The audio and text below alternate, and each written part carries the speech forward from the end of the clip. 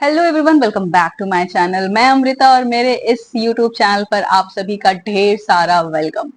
Monsoon का season सबका favourite season, चाहे वो बच्चे हो, बूढ़े हो, यंग हो, लड़के हो, लड़कियां हो, सभी को मॉनसून बहुत पसंद है। किसी को बारिश में भीगना पसंद है, तो किसी को बालकनी खिड़की से नजारे लेना पसंद है, तो किसी को चाय पकौड़े एंजॉय करना पसंद है। लेकिन एक बहुत बड़ी प्रॉब्लम है जो मॉनसून में हमें फेस करना पड़ता है, वो है हेयर रिलेटेड प्रॉब्लम। लड़कियां बहुत इजीली रिलेट कर सकती हैं मेरे इस बात से कि मॉनसून आते ही आपके हेयर डैमेज स्टार्ट हो जाते हैं। और सबसे बड़ी प्रॉब्लम होती है हेयर फॉल। इतना ज्यादा हेयर फॉल बढ़ जाता है, आपके हेयर टूटने लगते हैं, स्पेशली अगर आपके लॉन्ग हेयर हैं मेरे जैसे, तो हेयर फॉल और कई गुना ज्यादा बढ़ जाता है। 50 टूटते हैं और 25 कमजोर हो जाते हैं। अगर आप डेली का मैं बताऊं कॉम्ब कर रहे हो, तो आपके नेक एरिया में पसीना होता है, आपकी बॉडी में पसीना होता है, वो भी आपके बालों में जाता है, उसकी वजह से भी हेयर फ्रिजी हो जाते हैं। अगर आप कुकिंग करते हो घर पे, तो बहुत ज्यादा गर्मी, आप उसमें बच नहीं सकते हो, आपको चूल्हे के पास खड़े होना होता है, आपके स्कैल्प में बहुत ज्यादा पसीना होता है, उसकी वजह से डैंड्रफ हो जाता है, फंगल इन्फेक्शन तक हो जाते हैं, तो उसकी वजह से भी हेयर फॉल और कई गुना बढ़ जाता है। ये देखो आप, ये मेरे एक बार का कॉम, मतलब ये मेरा एक दिन का हेयर फॉल है।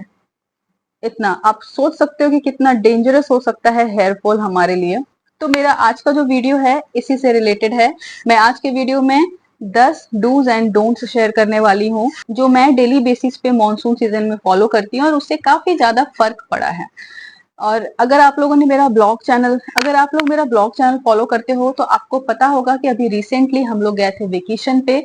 वहां पर स्किन तो टैन होती है, जो कि दिख रहा होगा, और उसके अलावा हेयर भी काफी ज्यादा डैमेज होते हैं। और मैं जिस जगह पे गई थी, वहां भयानक धूप हो रहा था, गर्मी तो नहीं थी, धूप था। और उसके बाद बारिश भी हो जाता था। हम लोग कई बार ऐसा हुआ कि मैं बारिश में भीगी हूं वहां पर, और उस बारिश में भीगना आपके हेयर के लिए बहुत ज्यादा नुकसान करता है। और फिर सारा दिन जो है, क्योंकि हम लोग बाहर होते थे, तो मेरा सारा दिन हेयर जो है वो गीला ही रह जाता था। गीले बाल रह जाना ये बहुत ज्यादा नुकसान देता है आपके हेयर को। बारिश का जो पानी होता है वो एसिडिक होता है, उसकी वजह से हेयर फॉल बढ़ जाता है। तो सबसे पहला टिप तो मैं आपको यही दूंगी कि अगर इस मानसून सीजन में आपको बारिश में भीगना पसंद है, या फिर आप कहीं गए हो और बारिश में भीग गए हो, घर आकर इमीडिएटली आप शावर ले लो। बारिश आप बाल धो लोगे, आप अगर पॉसिबल हो तो थोड़ा सा शैम्पू भी लगा सकते हो, लेकिन सिर्फ पानी से धो लेना भी इनफ है। उससे क्या होता है कि बारिश का पानी आपके बालों से, आपकी जड़ों से निकल जाता है, तो वो नुकसान नहीं पहुंचाता है। हॉट हेयर ऑयल मसाज, जब मानसून सीजन आता है ना, हॉट ऑयल मसाज अपने हेयर में जरूर करें। वीक में 2 से 3 बार कर सकते हैं, मिनिमम 2 बार आप करो, उससे बहुत ज्यादा फर्क पड़ता है।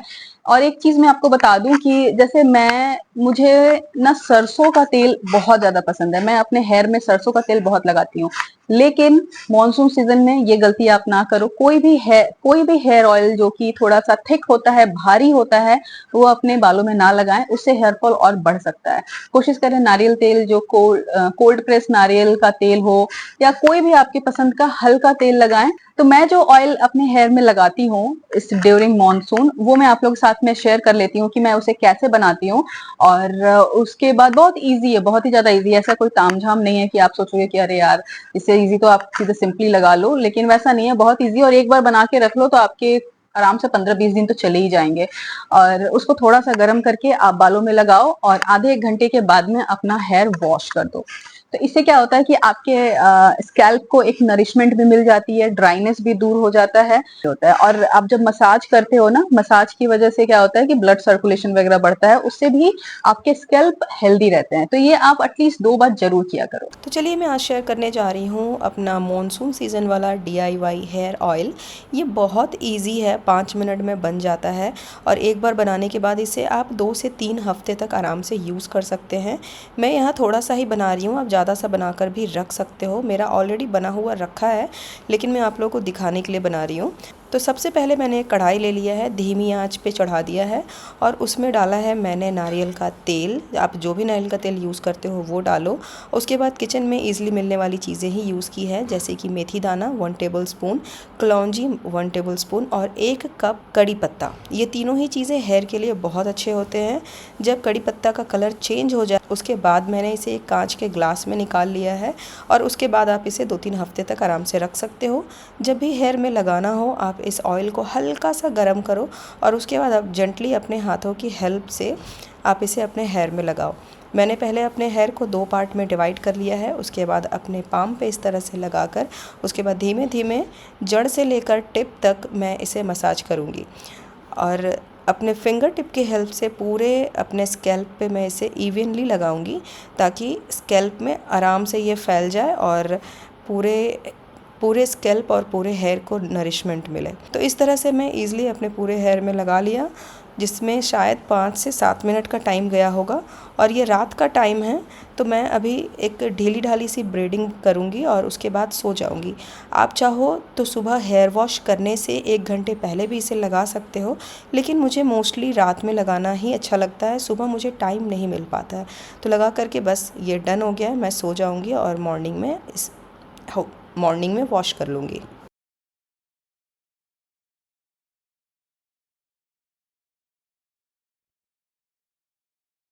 उसके बाद मेरा जो थर्ड टिप होने वाला है ना, ये बहुत ज्यादा इंपॉर्टेंट है, बहुत ही ज्यादा इंपॉर्टेंट है। मैं आप लोगों के साथ में ना अपना कॉम्ब शेयर करने जा रही हूँ। तो ये है वुडन कॉम्ब। आजकल बहुत ज्यादा पॉपुलर हो रहे हैं, धीरे धीरे लोग वुडन कॉम्ब पे स्विच कर रहे हैं। तो ये बहुत ज्यादा हेल्दी होता है हेयर के लिए। सिर्फ मानसून सीजन नहीं, आप डेली बेसिस पे इसकी अगर आदत लगा लोगे ना, जब आप स्टार्ट करोगे तो मे बी थोड़ा सा अनकंफर्टेबल फील होगा, क्योंकि ये उतना ज्यादा अगर आप रेगुलर बेसिस पे प्लास्टिक का कॉम्ब यूज करते हो और सडन आप स्विच करोगे ना, तो आप थोड़ा सा कंफर्टेबल फील नहीं करोगे, लेकिन धीरे धीरे धीरे आपको अच्छा लगने लगेगा। तो इससे क्या होता है कि जब आप प्लास्टिक के हेयर से कॉम्ब करते हो तो आपके बालों में ना एक स्टैटिक चार्ज बनता है, वो नुकसान पहुंचाता है आपके हेयर को, जो कि वुडन कॉम्ब से नहीं होता है। और वुडन कॉम्ब भी आप जब ले तो कोशिश करें कि ऐसे मतलब वाइड जो ये होते हैं ना, ये वाइड होना चाहिए तो ज्यादा बेहतर है, इससे हेयर कम से कम टूटेंगे।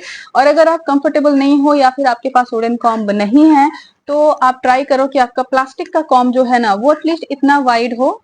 बहुत जो बारीक वाले होते हैं ना, उससे हेयर फॉल ज्यादा होते हैं, स्पेशली मानसून में जो वीक बाल होते हैं ना, वो सारे कॉम्ब के साथ निकल आएंगे। तो आप कोशिश करो कि इस तरह का। और अगर बैक ब्रश यूज करते हो तो बैक ब्रश में भी कुछ इस तरह का जो होता है ना, जिसमें ऐसे फैले फैले से थोड़े से बिखरे हुए से रहते हैं, इतना बहुत ज्यादा घना नहीं जो हो वैसा, मतलब इस तरह का कुछ आप कॉम्ब यूज कर सकते हो, तो इससे हेयर फॉल जो है वो कम होता है। तो कॉम्ब ऐसी चीज है कि आपको रेगुलर कम से कम 2 बार तो कॉम्ब करते होगे। और तो कॉम्ब आपके बाल में जाता ही है, तो कॉम्ब आप सही तरीके से करो। सही तरीके पे भी मैं आपको बता देती हूँ कि आप जब कॉम्ब करते हो, मोस्टली सबको पता ही होगा, स्पेशली लड़कियों को तो अच्छे से पता होगा कि हेयर कॉम्ब कैसे करते हैं।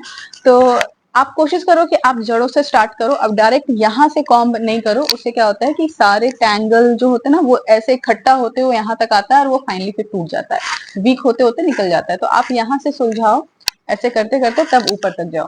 और इस तरह के कॉम्ब अगर आप सही तरीके से कॉम्ब करोगे तो 30% हेयर फॉल तो वहीं पर आपका कंट्रोल हो जाएगा। इसके बाद नेक्स्ट टिप जो कि बहुत ही ज्यादा इंपॉर्टेंट है, ये है हेयर मास्क। आप हेयर मास्क वीक में, अगर आपको टाइम है तो वीक में एक बार एटलीस्ट आप हेयर मास्क जरूर अप्लाई करो। ये तो हमेशा ही करना चाहिए। और मॉनसून में हेयर मास्क आप मॉनसून के अकॉर्डिंग चूज करो। मार्केट में भी आपको बहुत सारे ऐसे हेयर मास्क मिल जाएंगे अगर आप घर पे नहीं बनाना चाहते हो। और अगर घर पे भी बनाना चाहते हो तो दुनिया भर के पड़े हुए हैं होम रेमेडीज, जो भी आपको सूट करता है, जो भी आपके हेयर में सूट करता है, आप वो कर सकते हो। और मैं जो हेयर मास्क यूज करती हूँ वो मैं इस वीडियो में आप लोगों के साथ में शेयर कर रही हूँ। कैसे मैं बनाती हूँ, किस तरह से अप्लाई करती हूँ, सारी चीजें आपको वीडियो में मिल जाएगा, तो आप उसे भी फॉलो कर सकते हो। और इससे काफी ज्यादा फर्क पड़ता है। वीक में एक बार आप करने से आपके हेयर जो है काफी नरिश्ड रहते हैं, शाइनी रहते हैं और उलझे हुए नहीं रहते हैं। तो उससे क्या होता है, टूटते भी कम है। तो चलिए मैं अपना मॉनसून का DIY मास्क बता देती हूँ। हेयर मास्क ये बहुत आसान है। इसके लिए मैंने आधा पका केला लिया है, उसके साथ ही 1 अंडा ले लिया है। अगर आप अंडा नहीं लगाते हो अपने हेयर में तो इसकी जगह पर आप एलोवेरा भी ले सकते हो या सिंपली इग्नोर कर सकते हो। उसके साथ मैंने दही और थोड़ा सा नारियल का तेल ले लिया है। बस उसके बाद इसे मिक्सी में 10 सेकेंड के अराउंड चलाइए और ये रेडी हो गया। अगर बनाना चंक्स ऐसे रह जाते हैं तो डोंट वरी, आप उसे हाथों से मैश कर सकते हो। और यहाँ ये रेडी हो गया है। अब मैं इसे अप्लाई कर लूँगी। मैं हफ्ते में 1 से 2 बार इस मास्क को ज़रूर अप्लाई करती हूँ मॉनसून सीज़न में। इसके बाद आते हैं हेयर वॉश पे। आप जब वॉश करते हो हेयर, तो उसमें जो सबसे इंपॉर्टेंट चीज है कि आप जितना हो सके उतना लाइट शैम्पू चूज करो। अगर आप हैवी केमिकल वाला यूज करते भी हो तो ड्यूरिंग मॉनसून मत करो। आप जितना हो सके लाइट, नेचुरल, आंवला रीठा वगैरह करोगे तो और भी ज्यादा अच्छा है। उससे केमिकल कम से कम आपके हेयर में जाना चाहिए।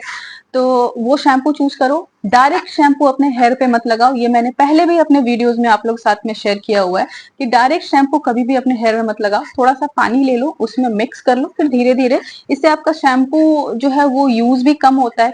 आप कम से कम शैम्पू मतलब कम केमिकल, जितना शैम्पू कम यूज करोगे हेयर में उतना कम केमिकल। क्योंकि मेरे हेयर लॉन्ग है, मुझे पता है कि कितना शैम्पू यूज हो जाता है एक बार के वॉश में। आराम से अगर सैशे वाला यूज करती हूँ तो मेरे तीन चार सैशे चले जाते हैं। तो आप अगर वाटर में मिक्स करके करोगे तो वो कम हो जाता है और आपके बालों के लिए भी माइल्ड होता है। तो ये आप एक चीज फॉलो कर सकते हो। और जब आप हेयर वॉश के बाद में अपने हेयर को ड्राई करते हो तो एक माइक्रोफाइबर टॉवल्स आते हैं, आप उसके साथ डैब डैब करके, ये सब मैंने पहले भी आप लोग को बताया हुआ है, जैसे डैब डैब करके अपने हेयर को ड्राई करो। और अगर आपके पास है माइक्रोफाइबर टावल, और अगर आपके पास है माइक्रोफाइबर टॉवल नहीं है तो आप कोई रफ टॉवल यूज मत करो। आप कोई कॉटन टी शर्ट ले सकते हो, आपके पास कॉटन टी शर्ट होगा, वो टी शर्ट से आप उस टी शर्ट से आप बहुत आराम से अपने हेयर को ड्राई कर सकते हो। तो उससे क्या होता है ना, हेयर कम से कम टूटते हैं। और जब आपके हेयर अच्छे से ड्राई हो जाएं उसके बाद आप सीरम अप्लाई करो, उसके बाद कॉम्ब करो। उसके पहले कॉम्ब मत करो, नहीं तो बहुत हेयर टूटने वाले हैं। उसके बाद वाला टिप स्पेशली मॉनसून के लिए है। अगर आप कोई हेयर स्टाइलिंग करना आपको रेगुलर बेसिस पे पसंद है, लाइक स्ट्रेटनिंग, कर्लिंग, या फिर पार्लर जाके स्पा कराना, या कोई हेयर कलर कराना है, कोई स्टाइलिंग करवाना है, तो आप कोशिश करो कि ये वाला सीजन आप इग्नोर कर दो, क्योंकि इसका ना बहुत ज्यादा हार्श इफेक्ट जो है आपके बालों पे पड़ता है। तो आप कम से कम, अगर आप करते भी हो या बहुत नीड भी है, तो आप कोशिश करो कि ये वाला वेदर निकल जाए, ये वाला सीजन निकल जाए, उसके बाद आप कर सकते हो। क्योंकि जितने ज्यादा केमिकल्स, हॉट आयरनिंग वगैरह आप यूज करोगे ना, उतना ज्यादा आपका हेयर डैमेज होगा। और उसके बाद भी अगर आपको करना ही है, अगर घर पे भी हल्का फुल्का करना है कर्लिंग या स्ट्रेटनिंग, तो आप बहुत सारे हीट प्रोटेक्टिंग जेल्स आते हैं मार्केट में, आप उसको पहले अप्लाई कर लो। अगर वो भी आपके पास नहीं है तो आप एलोवेरा जेल पहले अपने बालों में हल्का सा अप्लाई करो, उसके बाद आप वो सारे आयरन रॉड्स वगैरह अपने बालों में यूज करो। उससे क्या होगा कि थोड़ा कम डैमेज होगा। अब इसके बाद वाला जो मैं टिप आप लोग को बताने जा रही हूँ ना, ये तो सच में बहुत ज्यादा। अब इसके बाद वाला जो मैं टिप आप लोग साथ में शेयर करने जा रही हूँ ना, ये तो आपके लॉन्ग टर्म बेसिस पे, डेली बेसिस पे आप इस चीज को फॉलो करो। इससे आपके ओवरऑल हेल्थ पे ही फर्क पड़ेगा। क्योंकि देखो, पूरी दुनिया जानती है, आजकल डॉक्टर्स भी बताते हैं कि हेयर फॉल के एक रीजन नहीं होता है, हेयर फॉल का बहुत सारा रीजन है। उसमें इंटरनल और एक्सटर्नल रीजंस होते हैं। इंटरनल में अगर आपका हेल्थ सही नहीं है, स्ट्रेस है, वाइटामिन की कमी है, न्यूट्रिएंट्स की कमी है बॉडी में, तो उसका सीधा असर जो है सबसे पहले आपके बालों पे ही पड़ता है, आपके स्किन पे दिखता है, आपके बालों पे दिखता है। एक्सटर्नल रीजंस में अगर आपको बाहर निकलना है, पॉल्यूशन है, वेदर है, धूल मिट्टी, इन सब का आप केमिकल्स यूज कर रहे हो, डेली बेसिस पे हेयर स्टाइलिंग कर रहे हो, उन सब की वजह से भी ये सारे एक्सटर्नल रीजंस हो गए, और सब मिलाकर के आपके हेयर ही कमजोर होते हैं, वीक होते हैं, हेयर फॉल होता है। क्योंकि अगर आप अनहेल्दी हो ना, अगर मान लो कि आपके बॉडी के अंदर किसी न्यूट्रिएंट्स की कमी है, तो आपका बॉडी कुछ इस तरह से काम करता है, आपके बॉडी के लिए, जो आपका बॉडी का सेंस है, जो दिमाग है, वो आपके बालों को इंपॉर्टेंट नहीं समझता है। अगर आपके अंदर मान लो कि किसी विटामिन की कमी है, या कुछ इन्फेक्शन है, या कोई चीज भी, कोई भी बीमारी है, तो पूरे बॉडी का जो न्यूट्रिएंट्स है ना, उस चीज को ठीक करने में लग जाता है। उस टाइम पे नेल्स, स्किन, बाल, हमारी बॉडी जो है ना उसको इग्नोर करता है, उसके लिए वो उतना इंपॉर्टेंट नहीं होता। इंपॉर्टेंट होता है उस मेजर प्रॉब्लम को हील करना। इसीलिए अगर आपके बॉडी के अंदर किसी भी तरह का न्यूट्रिएंट्स का कमी है ना, तो वो फिर आपके हेयर का आपकी जो हेयर की नरिशमेंट आपकी बॉडी करती है ना, वो कम हो जाता है, और आपके बालों पर दिखने लगता है, आपका बाल धीरे धीरे जो है वो अनहेल्दी होना स्टार्ट हो जाता है। तो इसीलिए न्यूट्रिएंट्स की कमी ना होने दें, अच्छा डाइट रखें, ज्यादा से ज्यादा फ्रूट, फाइबर, प्रोटीन अपने डाइट में ऐड करें। बाहर का खाते हैं तो कम कर दें, बरसात में तो ना ही खाएं बाहर का, तो बहुत अच्छा है। आप जो पानी पीते हो वो पानी क्लीन होना चाहिए। और इसके अलावा अगर आपको अपने रूटीन में, अपने डाइट में सप्लीमेंट्स जरूर ऐड करना चाहिए। मैं जो यूज करती हूँ वो सब आपसे शेयर कर लेती हूँ। सप्लीमेंट्स मुझे जिस चीज की नीड है मैं वो करती हूँ, लेकिन जो भी स्किन और हेयर से रिलेटेड है मैं वो आप लोगों को दिखाती हूँ। तो ये है बायोटिन। बायोटिन में रेगुलरली 1 टैबलेट लेती हूँ। ये हेयर के लिए बहुत अच्छा होता है। उसके अलावा फिश ऑयल्स के कैप्सूल्स लेती हूँ, ये स्किन और हेयर दोनों के लिए बहुत अच्छा होता है, तो ये मैं लेती हूँ। इसके अलावा कोलेजन पाउडर है, इसको मैं रेगुलरली वाटर में मिक्स करके लेती हूँ। ये ऑलमोस्ट खत्म हो गया, 2-3 स्कूप बचा हुआ है। तो इन सब से आपके स्किन और हेयर दोनों के दोनों बहुत ज्यादा हेल्दी रहते हैं। आपके बॉडी में अगर कमी है इन कोलेजन की और जो भी विटामिन और न्यूट्रिएंट्स की कमी है, उन सबको ये फुलफिल करता है। और इसके अलावा आप बादाम बादाम जो होता है वो हेयर के लिए बहुत ज्यादा अच्छा होता है, तो बादाम आप रेगुलरली भिगो के, रात में भिगो के तब सुबह खाया करो, उसके ज्यादा फायदे होते हैं। फ्लैक्स सीड्स खाया करो, प्रोटीन ज्यादा से ज्यादा खाया करो, ये सब हेयर के लिए अच्छे होते हैं। अब एक और लास्ट टिप आप लोग साथ में शेयर करती हूँ। तो अगर आपके लॉन्ग हेयर है तो आप कोशिश करो कि आप जो है वो खुले बाल ना रखो, स्पेशली मानसून में, क्योंकि ह्यूमिडिटी की वजह से बहुत ज्यादा पसीने होते हैं। आपके हेयर जितना ऊपर टाई रहेंगे, आप हल्का सा बन बना लो, ढीले ढाले बन बना लो, ढीले ढाला पोनी बना लो, तो उससे क्या होता है कि आपके हेयर जो है वो ज्यादा से ज्यादा बचे रहते हैं, स्वेटिंग से बचे रहते हैं। बॉडी वाला एटलीस्ट ये गले के पास वाला से बचा रहता है, टूटते कम है। चिपकेंगे बॉडी में तो टूटते भी हैं, टूटते भी कम है। और दूसरा कि अगर आप अपना जो हेयर स्टाइलिंग है ना वो थोड़ा सा इस टाइम पे चेंज कर दो, जितना हो सके लूज बंस और स्क्रंचीज जो लगा वो साटिन का होगा तो वो बहुत ही अच्छा है। मेरे पास ऐसा है, इससे भी, ये ऐसे साटिन का नहीं है, लेकिन इससे इससे भी ना काफी अच्छा सा एक लूज बन जाता है 2 बार ऐसे ऐसे यूज करने से। तो आपके जो हेयर स्टाइल होने चाहिए वो थोड़े से लूज होने चाहिए, लूज पोनी बना लो, लूज ब्रेडिंग कर लो, लूज बन बना लो, बहुत सारे तरीके होते हैं। आप टाइट चोटी बनाना, टाइट हेयर, वो क्या कहते हैं, टाइट पोनीज जो होती है वो सारी चीजें ना करो, उससे हेयर फॉल बहुत ज्यादा होता है। तो उन सब चीजों को बस ये 2-3 महीने, 2 महीने इग्नोर करो। सोने जाते हो, जब रात में सोने जाते हो तो कोशिश करो कि हेयर जो है वो खुले ना रहे। ऐसे जिसके लॉन्ग हेयर होते हैं वो तो मुझे लगता है कि मोस्टली लोग खुले नहीं रखते हैं, तो आप सॉफ्ट ब्रेडिंग कर लो, ढीली ढाली ब्रेडिंग कर लो सोने से पहले। सोने से पहले कॉम्ब कर लो ताकि हेयर सुलझ जाए अच्छे से, और उसके बाद वो ढीली ढाली वाली ब्रेडिंग करके सो। इससे क्या होता है ना कि हेयर जो है वो नहीं टूटते हैं, कम टूटते हैं। और आपका एक और लास्ट आपको बता देती हूँ कि जो पिलो कवर होता है ना, तो आप अपने एक ना साटिन के पिलो कवर्स आते हैं, बहुत इजीली मिल जाते हैं आपको। साटिन के पिलो कवर होने से क्या होता है ना, आपके हेयर उससे भी कम टूटते हैं। कॉटन हो या दूसरे जो फैब्रिक होते हैं उसमें चिपकते हैं आपके हेयर, और जब रात में आप करवट वगैरह बदलते हो, आपके बाल जब घिसते हैं तो टूटते नहीं भी है तो एटलीस्ट वीक हो जाते हैं, नेक्स्ट 2-3 डेज में टूटने के लिए रेडी हो जाते हैं। तो कैसा लगा मेरा ये वीडियो जरूर कमेंट बॉक्स में बताना। अगर कुछ मुझसे रह गया हो या आपके पास में ऐसा कोई टिप्स हो जो कि मानसून में बहुत ज्यादा हेल्पफुल हो, तो आप प्लीज कमेंट बॉक्स में जरूर मेंशन कर देना। मुझे और मेरी तरह मेरे दूसरे सब्सक्राइबर्स को भी हेल्प मिल जाएगी। और अगर आप लोगों ने अभी तक मेरा चैनल सब्सक्राइब नहीं किया है तो प्लीज कर देना। आप लोगों में से कुछ होंगे जो नए होंगे, अगर आप नए हो मेरे चैनल पर तो आप लोग भी प्लीज सब्सक्राइब कर देना, और इस तरह के बहुत सारे हेल्पफुल वीडियोस आपको मिलते रहेंगे। और चलिए इसी के साथ मैं इस वीडियो को यहीं पर एंड करती हूँ और बहुत जल्दी मिलती हूँ नेक्स्ट वीडियो के साथ में। Till then, bye bye.